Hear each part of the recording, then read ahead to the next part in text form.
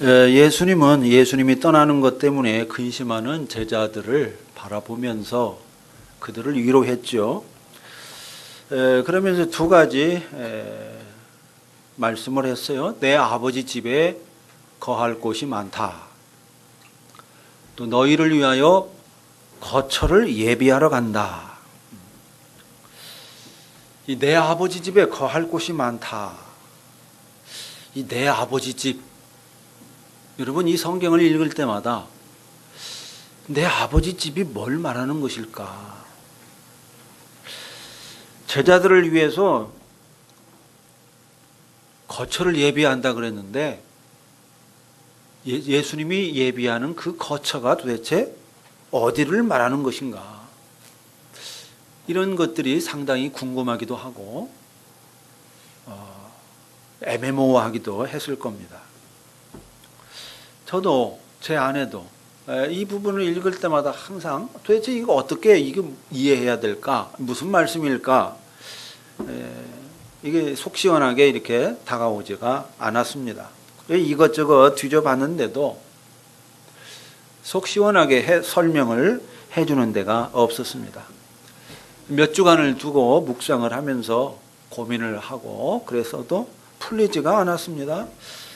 그렇게 힘겨운 씨름을 하다가 드디어 정곡을 꿰뚫는 그런 이해의 지평이 열렸습니다. 오늘은 그 부분을 여러분과 함께 나누려고 합니다.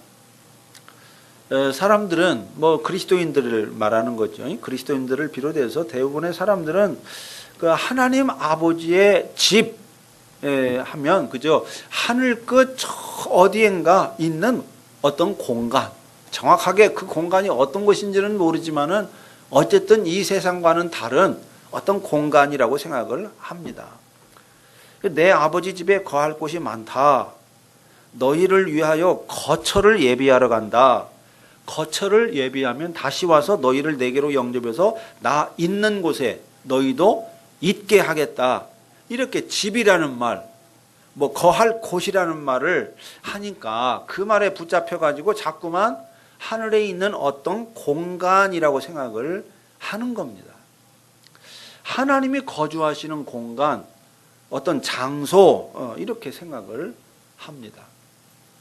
더구나 고린도 후서를 보면요, 사도 바울이 그렇게 생각할 수밖에 없는 이야기를 합니다. 자, 고린도 후서 5장 1절을 보시기 바랍니다.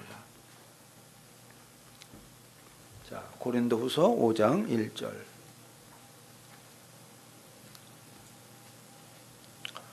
자, 같이 보겠습니다. 만일 땅에 있는 우리의 장막집이 무너지면, 우리의 장막집이 무너지면, 이 말이 죽으면, 이 말이죠. 우리의 육체가 죽으면, 하나님께서 지으신 집, 곧 손으로 지은 것이 아니요 하늘에 있는 영원한 집이 우리에게 있는 줄 안다 그랬습니다. 그러니까 우리가 죽으면 하늘나라로 가서 하늘에 있는 영원한 집, 하늘에 있는 영원한 집, 이게 내 아버지의 집, 예수님이 말한 그 집이라고 생각을 하는 겁니다.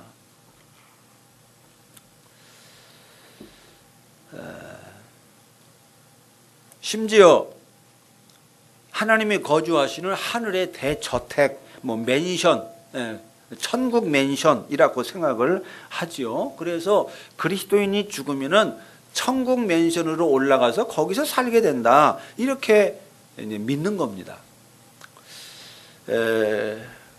근데 이거는 아주 심각한 오류이가 왜곡입니다.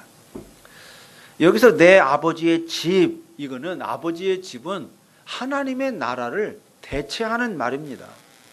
문맥이나 이미지로 볼 때 하나님의 나라라고 하는 것보다는 아버지의 집이라고 하는 것이 훨씬 편안하고 자연스러우니까 아버지의 집이라고 한 것이지, 하늘에 거주하는, 하나님이 거주하는 하늘의 어떤 맨션, 이걸 말하는 것이 아닙니다. 그런데도 이 집이라는 말, 거할 곳이라는 말이 있으니까 자꾸만 하나님이 거주하시는 공간, 장소라는 생각을 하게 됩니다. 아마 여러분들도 대부분 그렇게 생각했을 가능성이 많습니다. 근데 이런 생각은요, 이 플라톤의 이원론의 영향을 받은 헬라적인 생각이지 성경적인 이해는 아닙니다. 성경적인 관점에서 보면은 이런 이해가 이 세 가지 문제가 있습니다.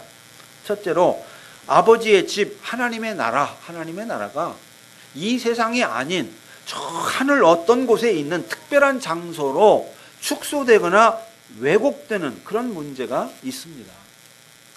두 번째로 우리가 살고 있는 지금 이 세상, 하늘이 아닌 이 땅은 아버지의 집과 아무런 관계가 없는 그런 세상. 아버지 집은 하늘에 있으니까 이 땅은 아버지 집과는 아무 상관이 없는 그런 세상이 되어버리는 그런 문제가 발생을 합니다. 세 번째로 성경 전체를 엉터리로 해석하게 되는 아주 심각한 문제가 발생을 합니다. 자, 내 아버지 집에는 거할 곳이 많다. 이 말씀을 성경적으로 바르게 이해하려면 예수님이 내 아버지의 집이라고 말한 또 한 번의 경우를 살펴봐야 합니다. 자, 예수님이 하나님의 아들로서 공적인 삶을 시작하고 나서 예루살렘에 올라갔을 때 성전을 깨끗하게 한 사건이 있었지 않습니까? 요한복음 2장에 나오죠. 자, 성전 안에서 소와 양과 비둘기를 파는 사람들과 돈을 바꾸어주는 환전상들이 앉아있는 것을 보시고 예수님이 매우 화가 치밀어 올랐습니다. 그래서 내 아버지의 집으로 장사하는 집을 만들지 말라. 아주 정말 진노를 퍼부었고 참지 못해서 소리를 지르고 장사하는 사람들을 내쫓았습니다. 그러면 여기서 내 아버지의 집이라고 그랬습니다. 이 아버지의 집이라고 한 게 뭘 가리키는 겁니까? 예루살렘에 있는 성전을 가리켜서 내 아버지의 집이라고 말을 했습니다. 근데 예수님만 그렇게 부른 게 아니에요. 모든 이스라엘 백성들도 예루살렘 성전을 가리켜서 여호와의 집이라고 말했습니다. 여호와의 집. 근데 예수님은 그 여호와를 자기의 아버지라고 했기 때문에 내 아버지의 집이라고 한 거지요. 근데 여러분, 이 성전의 원형이 뭡니까? 성전의 원형. 성막 있죠. 성막. 성전을 짓기 전에 성막을 먼저 만들었습니다. 하나님은 이스라엘 백성들을 이집트에서 해방시킨 다음에 시내산에 이르렀을 때 모세에게 명해서 내가 너희 중에 거할 성소를 지어라, 이렇게 명령을 했습니다. 자, 출애굽기 25장을 보겠습니다.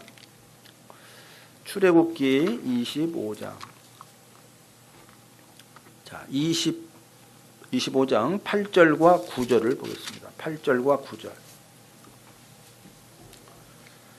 내가 그들 중에 거할 성소, 이 그들 중은 이스라엘 백성 중이죠. 이스라엘 백성 중에 거할 성소를 그들이 나를 위하여 짓되 물은 내가 내게 보이는 모양대로 장막을 짓고, 이 장막이 성막입니다.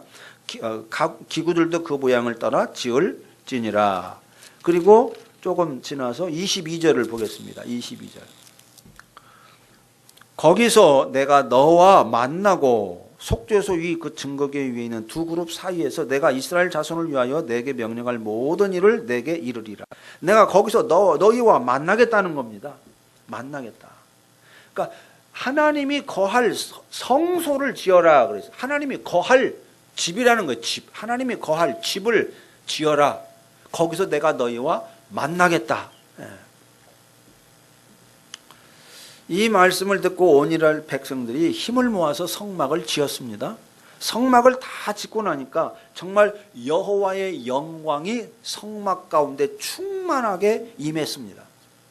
하나님의 임재로 가득한 성막은 언제나 이스라엘 백성과 함께 했습니다. 이스라엘 가운데서 이스라엘을 인도하며 앞서 나아갔습니다. 이스라엘 백성들이 시내 광야에 머무는 동안에도 성막이 함께 있었고, 이스라엘 백성들이 요단강을 건너갈 때도 함께 건넜습니다. 블레셋과 싸울 때에도 군사들과 함께 진군했습니다. 가나안 땅에 들어가고 난 후에는 길갈에서 실로를 거쳐 기브온으로 옮겨 다니면서 어쨌든 이스라엘 백성들과 함께 했습니다. 자, 그러다가 솔로몬 왕이 돼서 이 7년 동안 성전을 건축했습니다. 그래서 BC 959년에 이 성전을 완공을 했습니다. 이제 성막 시대가 끝나고 이제 성전 시대가 된 거죠. 자, 이 솔로몬이 건축한 성전에도 역시 여호와의 영광이 충만하게 임했습니다.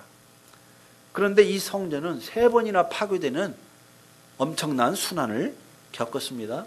첫 번째는 바벨론에 의해서 파괴됐습니다. BC 586년입니다. 두 번째는 헬라인들에 의해서 모독을 당했습니다. BC 167년입니다. 그리고 세 번째는 로마에 의해서 완전히 무너지는 그런 순환을 겪었습니다. 기원 후 예수님 오신 이후에 70년, AD 70년에 완전히 무너졌어요. 바벨론에 의해서 파괴됐을 때 스룹바벨을 통해서 재건했습니다. 그 다음에 헬라인들에 의해서 성전이 모욕을 당했을 때 헤롯 대왕이 다시금 예루살렘 성전을 세웠습니다. 그러니까 예수님 당시의 예루살렘 성전은 그러니까 헤롯이 세운 성전이었던 겁니다. 근데 예수님은 그 성전을 가리켜서 내 아버지의 집이라고 말했습니다. 하늘 끝 어딘가에 있는 곳을 가리켜서 아버지의 집이라고 말한 게 아니라 예루살렘에 있는 이 땅에 있는 이 성전을 가리켜서 내 아버지의 집이라 이렇게 말했어요. 그런데 곧 이어서 놀라운 반전이 일어납니다. 내 아버지의 집을 장사하는 집으로 만들지 말라 이렇게 진노하신 후에 예수님이 곧바로 뭐라고 말씀했습니까? 너희가 이 성전을 헐라 내가 사흘 동안에 일으키리라. 참으로 놀라운 말씀입니다. 이스라엘 백성들은 이 말을 들었을 때 아마 귀를 의심했을 겁니다.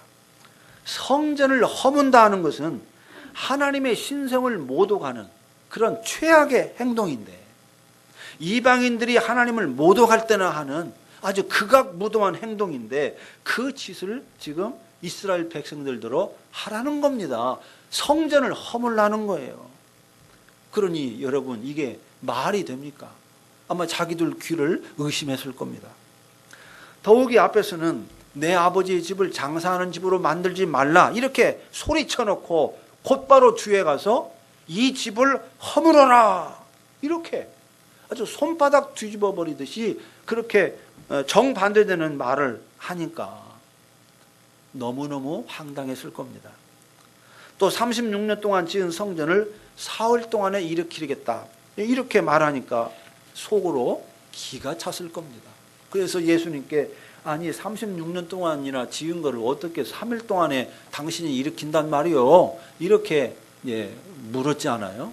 말이 안 되니까 도무지 말이 안 되는 말을 하니까 이렇게 물은 거죠. 자, 그렇다면은 예수님이 정말 하나님의 신성을 모독하는 말을 한 것일까요? 정말 앞뒤도 안 맞는 말, 황당하기 이를 데 없는 그런 말을 한 것일까요? 그럴 리가 없죠. 예수님이 이 성전을 헐라 이렇게 말씀을 하신 데는 아주 깊은 뜻이 있었습니다. 요한은 그 깊은 뜻을 이렇게 해석해 주고 있습니다. 자, 요한복음 2장을 보십시오.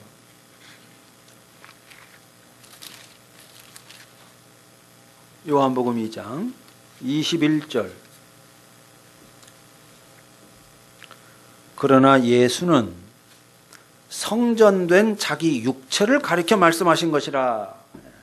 성전된 자기 육체. 예루살렘 성전을 처음에는 말했죠. 예루살렘 성전. 그 내 아버지의 집이라고 그랬어요. 근데 그 성전을 헐라 그랬습니다. 이때 성전은 예루살렘 성전을 말한 게 아니라 자기 몸을 가리켜 말한 거다. 이렇게 설명을 해주고 있습니다. 다시 말하면 성막도 아버지의 집이고 성전도 아버지의 집이지만 궁극적으로는 뭡니까? 자기 몸, 예수의 몸이 아버지의 집, 성전이라는 것입니다. 성전. 바울은 여기서 한 걸음 더 나갑니다. 바울은 예수님이 십자가에 죽고 부활하여 승천하시고 성령을 보낸 후에 그리스도인을 가리켜서 하나님의 성전이라고 말했습니다. 고린도전서에서 너희가 하나님의 성전인 것과 그리스도인을 가리켜서 너희는 하나님의 성전인 것과 하나님의 성령이 너희 안에 계시는 것을 알지 못하느냐. 하나님의 성전은 거룩하니 너희도 거룩하다. 이렇게 말씀했습니다. 예수의 몸이 하나님의 성전인 것처럼 그리스도인의 몸도 하나님의 성전이라는 것입니다. 하나님이 거하시는 하나님의 집이라는 것입니다. 또 성경을 보면요, 성막을 짓기 전에도 하나님이 임재한 장소를 가리켜 하나님의 집이라고 부르는 경우가 나옵니다.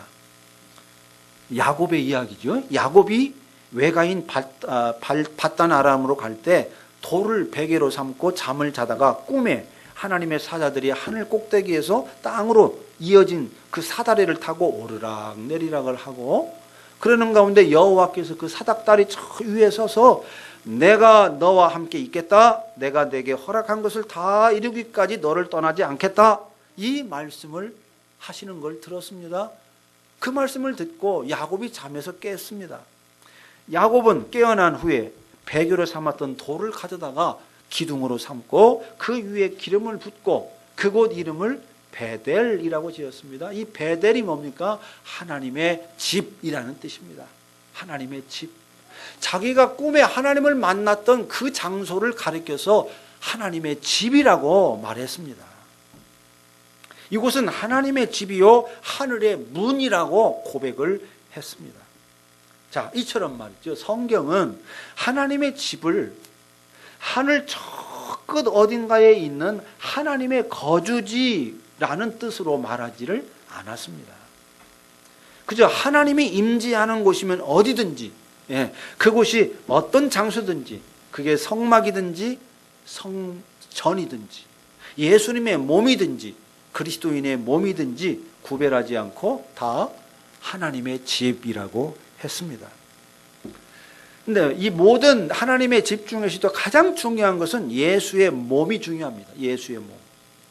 예수님의 몸이 하나님의 성전이고 하나님의 집이다 하는 것이 성경의 중심 진리입니다. 예수님이 하나님의 성전이다. 이게요, 성경의 중심 사상이에요. 중심 진리입니다.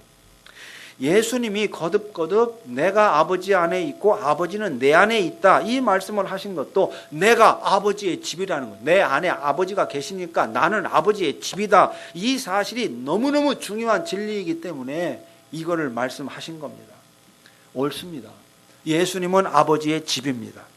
예수님이야말로 하나님이 거하시는 가장 완전한 집입니다. 그렇다면 예수님이 제 아들에게 내 아버지 집에 거할 곳이 많다고 말씀하신 것을 여러분 어떻게 이해하는 게 좋겠습니까? 이진숙 집사님. 자, 이제 충분하게 제가 설명했습니다. 어떻게 이해하는 게 좋을까? 이제 답이 나왔습니다. 어떻게 이해하면 되겠습니까? 내 아버지 집에 거할 곳이 많다 그래요. 내 아버지 집이 뭘 말하는 거예요? 지금까지의 설명에 따르면 윤계건 집사님, 예수 뭘 말하는 거예요? 내 아버지 집이 뭐예요? 하나님이 함께 하신 곳인데 핵심이 뭐예요? 예수님 자신이라는 거예요. 내 아버지 집은 예수님을 가리킨다 그 말이에요. 그러면 내 아버지 집에 거할 곳이 많다는 그 말은 무슨 말이에요? 예수 그리스도 안에 거할 곳이 많다 그 말입니다. 예수 그리스도 안에 거할 곳이 많다. 누구든지 예수 그리스도 안에 들어오면 넉넉히 거할 수 있다 그 말이에요. 유대인과 이방인을 가리지 않고 세상 모든 사람은 나에게 와서 내 안에 거할 수 있다. 내 안에 거할 수 있다. 예수 그리스도 안에 거할 곳이 많다. 그 말씀입니다. 그 말씀이에요.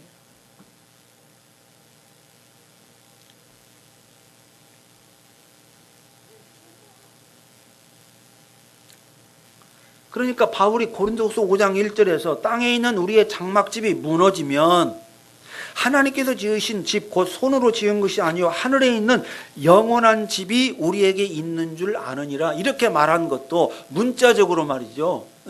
우리의 육신이 죽으면 곧바로 우리의 영혼이 하늘에 있는 영원한 집으로 간다.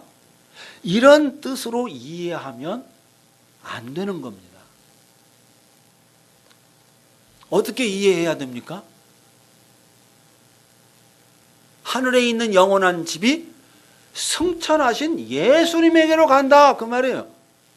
승천하신 예수님에게로 간다. 우리가 죽으면. 사도 바울이 여러 차례 그런 뜻으로 말을 했습니다. 자, 고린도 후서를 한번 보십시오. 자, 고린도 후서 5장 8절입니다.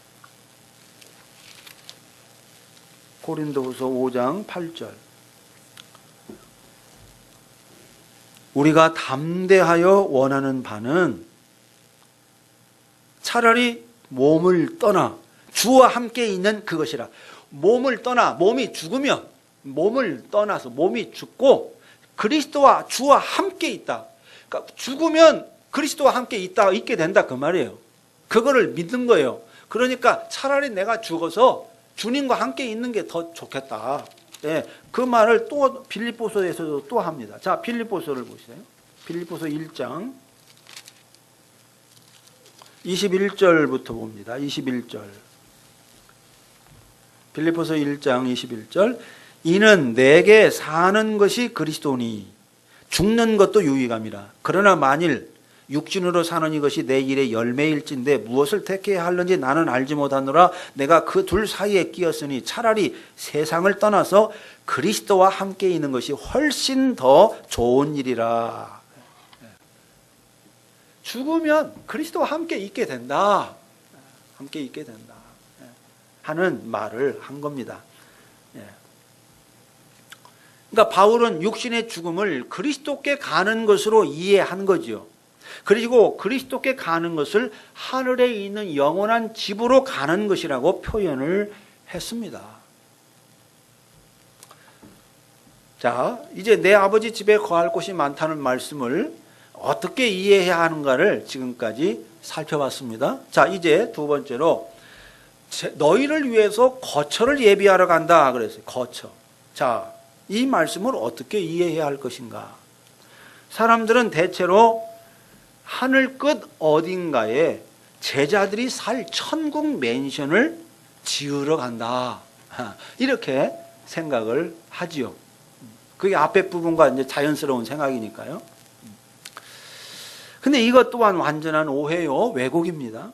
예수님은 그런 뜻으로 말한 게 아닙니다. 전혀 완전히 다른 뜻으로 말씀했습니다.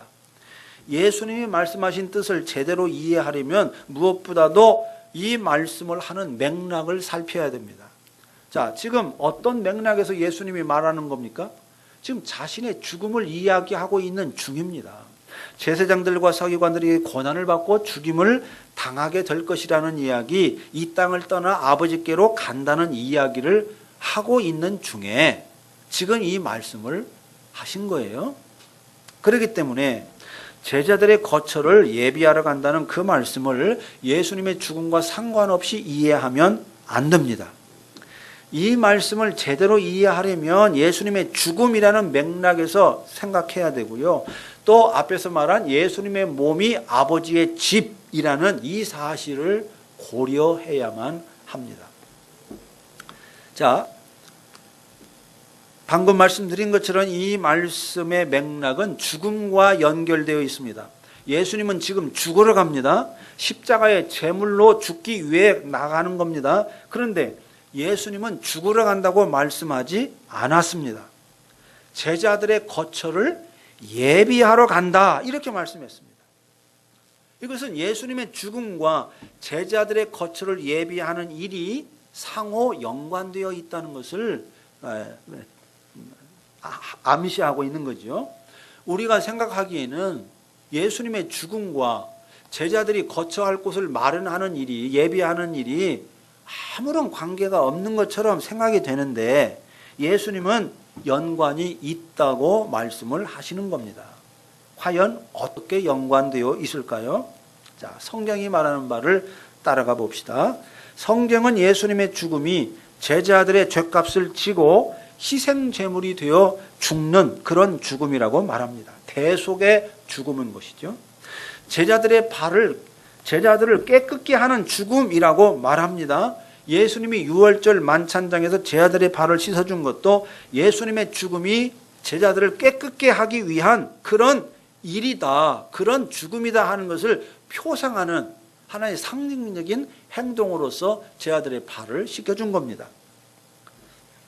그리고 예수님은 죽으신 후 3일 만에 부활했습니다. 그리고 얼마 후에 승천했습니다. 승천한 후에는 아버지께 부탁해서 성령을 보냈습니다. 자, 여기까지가 죽음 후에 일어난 일련의 과정입니다. 자, 그렇다면 왜 이런 일들이 연속적으로 일어난 것일까요? 그 이유는 너무나도 자명합니다. 성령이 와야만 제자들을 예수님께 인도해서 예수님 안에 거할 수 있도록 할 수 있기 때문입니다.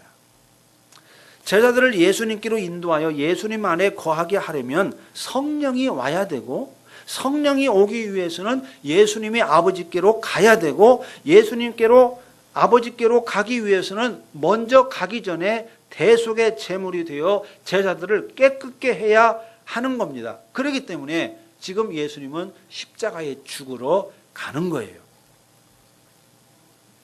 다시 말하면 예수님이 십자가에 죽는 것은 성령을 통해서 제자들을 예수님께로 인도하고 예수님 안에 거하게 하기 위한 그런 준비 작업으로서 지금 십자가에 죽으러 가는 겁니다. 그러니까 결국 뭡니까? 예수님이 제자들에게 너희의 거처를 예비하러 간다고 말씀하신 것이 바로 그것 때문인 거예요.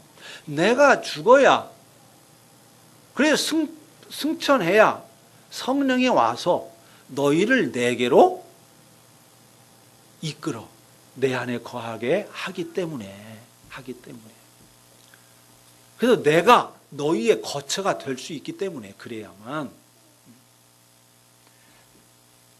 그래서 내가 죽으러 가는 거다. 그 말이에요.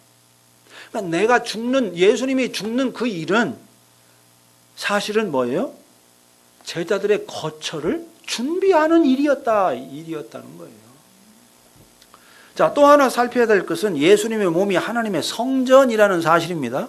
예수님은 자기 자신을 하나님의 성전이라고, 아버지가 거하는 집이라고 이해했습니다. 그런데 예수님이 아버지의 집이기만 할까요?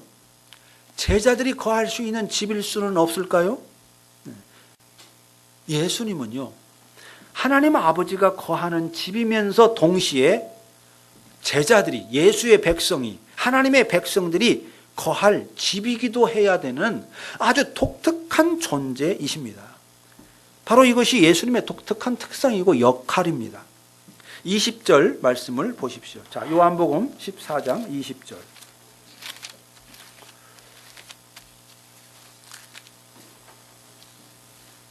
그날에는 이 성령이 오시는 날에는, 그 말이죠. 그날에는, 성령이 오시는 날에는 내가 아버지 안에, 너희가 내 안에, 내가 너희 안에 있는 것을 너희가 알리라. 성령이 오면 제자들을 예수님 안으로 이끌어 드리기 때문에 제자들이 뭐예요? 너희가 내 안에, 내가 너희 안에 있는 것을 알게 되는 겁니다.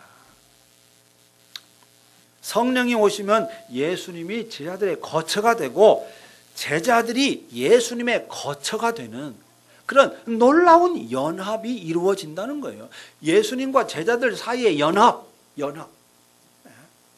이게 이루어진다는 것입니다. 그러니까 예수님은 아버지의 집이면서 동시에 누구의 집?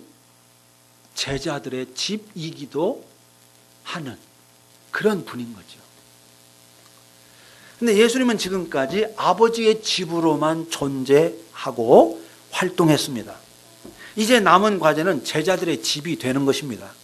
그런데 예수님이 제자들의 집이 되는 길은 죽는 길밖에 없습니다. 예수님이 죽어야만 제자들의 집이 될 수가 있습니다. 그래서 죽는 것입니다. 그리고 앞뒤 사정이 그러하기 때문에 예수님이 자기의 죽음과 떠남이 제자들이 거할 집을 예비하러 가는 것이라고 설명을 한 거죠. 진실을 말씀한 겁니다. 깊은 진리를 말씀한 거예요. 자, 오늘 말씀을 정리하겠습니다. 자, 예수님은 십자가 죽음을 앞두고 두 가지 자기의 죽음과 관련된 아주 중요한 진실 두 가지를 말씀합니다. 내 아버지 집에 거할 곳이 많다. 내가 너희를 위하여 거처를 예비하러 간다. 근데 이 두 말씀 다 상당히 많은 오해와 왜곡을 불러 일으켰습니다. 그동안에 수많은 성도들이 이 말씀을 오해해 왔습니다. 이제는 우리 안에 정설처럼 굳어진 이 오해를 수정해야 합니다. 내 아버지 집에 거할 곳이 많다. 이 말씀은 하늘에 천국이 맨션이 거대한 맨션이 있다. 그런 뜻이 아니라 예수 안에 거할 곳이 많다. 이 뜻으로 새롭게 이해해야 할 것입니다. 내가 너희를 위하여 거처를 예비하러 간다. 이 말씀도 우리가 죽고 나면 살 거대한 맨션을 예수님이 짓는 것이 아니라, 짓는다는 뜻이 아니라 나의 죽음은 너희들의 거처를 마련하는 일이다. 이 뜻으로 이해해야 할 것입니다. 사실입니다. 예수님은 제자들을 위해서 하늘에다가 거대한 아방궁을 만들지 않았습니다.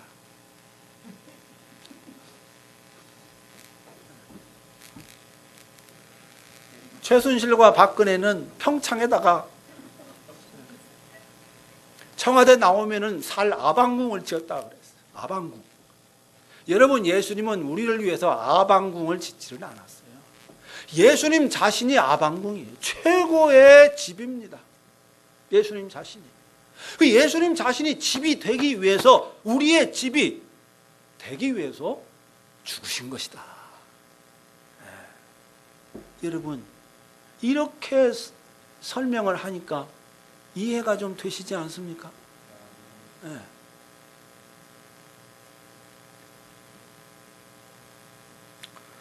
물론 제자들이 예수님 안에 거할 수 있게 하기 위해서만 죽은 것은 아닙니다. 요한복음 14장 22절에서 우리가 본 것처럼 제자들이 예수님 안에 거할 수 있기 위해서만 죽은 게 아니라 예수님이 제자들 안에 거하기 위해서도 죽었습니다. 성령을 통해서 삼위일체 하나님과 성도들이 상호 내주하게 하는 것이 예수님이 이 땅에 오셔서 십자가에 죽고 부활하여 승천하시고 성령을 보내신 궁극적인 이유이자 목표인 것입니다. 예수님은 죽음을 앞두고 제자들에게 이 놀라운 비밀을 말씀하셨습니다. 물론 예수님만이 하나님의 집은 아닙니다. 성경이 줄곧 말하는 대로 하나님이 함께 하는 곳이면 어디든지 하나님의 집입니다. 예수님을 영접한 사람들이 모인 교회도 하나님의 집이고요. 성령을 모시고 사는 그리스도인 한 사람 한 사람도 하나님의 집입니다.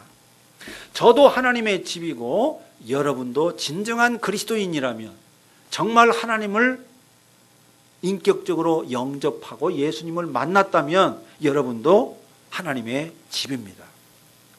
한 걸음 더 나아가서 우주까지도 뭐예요?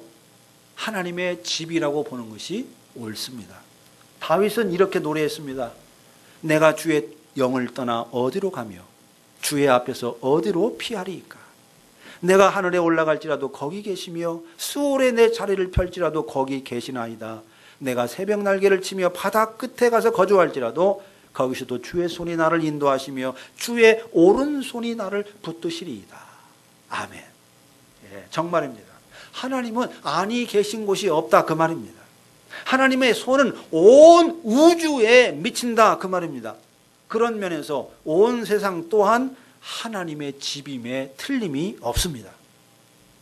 그러나 여러분, 온 세상이 하나님의 집임에도 불구하고 가장 중요한 집은 예수님입니다. 예수님이 가장 중요한, 가장 본질적인 참된 집입니다. 예수님이 나의 집이 되면 온 세상이 나의 집이 됩니다. 반대로 예수님이 나의 집이 아니면 나의 집은 세상 어디에도 없습니다. 그래서 예수님의 집이라는 사실이 중요한 거예요. 예수님이 나의 집이 되면 온 세상이 나의 집이 돼요. 왜? 온 세상이 하나님의 집이니까.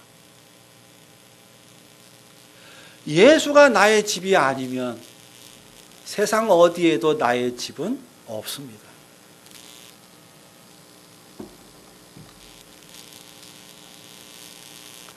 집이 안식의 자리죠. 안식의 처소입니다. 예수가 나의 집인 사람만이 참된 안식과 평화를 누릴 수 있습니다. 이 예수로 나의 집을 삼지 않은 사람은 그래서 세상 무엇을 다 얻는다 할지라도, 온 세상 것을 다 누린다 할지라도 나의 집이 없기 때문에 안식이 없어요. 방랑자로 살아가는 겁니다. 이방인으로 살아가는 거예요. 온 세상이 나의 집이 아니에요. 무서운 곳이에요. 나를 공격하는 어둠의 세상이 되는 겁니다. 어디에도 나를 맡길 곳이 없습니다. 나의 집은 없어요, 세상에.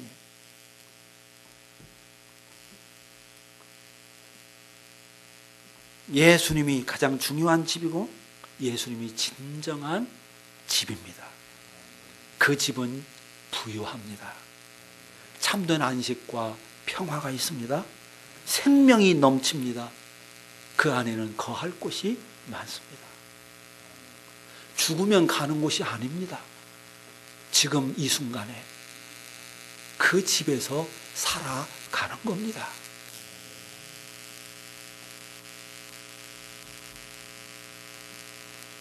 넉넉해요. 거할 곳이 많아요. 그러므로 여러분, 아무것도 염려하지 말고 예수님 안에 거하십시오. 예수님을 나의 집으로 삼으십시오. 예수님은 나의 집이 되기 위해서 십자가에 죽었습니다. 예수님은 온 세상의 집이 되기 위해서 십자가에 죽었습니다. 놀라운 사실입니다. 자, 온 세상이 하나님의 집입니다. 근데 하나님이 온 세상의 집이에요. 이 말이 서로 다르죠. 비슷하지만 달라요. 하나님이 온 세상의 집입니다. 예수님이 온 세상의 집입니다. 그런데 온 세상이 예수님의 집이기도 해요. 우리하고도 마찬가지예요. 개인적으로 예수님은 나의 집입니다. 예수님은 누구를 집으로 삼습니까? 우리를 집으로 삼습니다. 이 놀라운 은혜예요. 예수님은 우리의 집이 되기를 원하세요. 그러면서 우리를 또한 집으로 삼기를 원하십니다. 집이 되고 집이 되어주는 것입니다. 집으로 삼고 집이 되는 거예요. 서로가 서로에게. 나는 예수님에게 집이 되고 예수님에게는 나에게 집이 되는 이런 놀라운 신비의 연합. 이게 예수 그리스도의 놀라운 축복입니다. 이것이 십자가를 통해서 이루어졌어요. 그거를 이 두 가지 위로의 메시지에서 밝힌 겁니다. 내 아버지의 집은 거할 곳이 많다. 내가 너희를 위하여 집을 지으러 간다. 집을 마련하러 간다. 기도하겠습니다.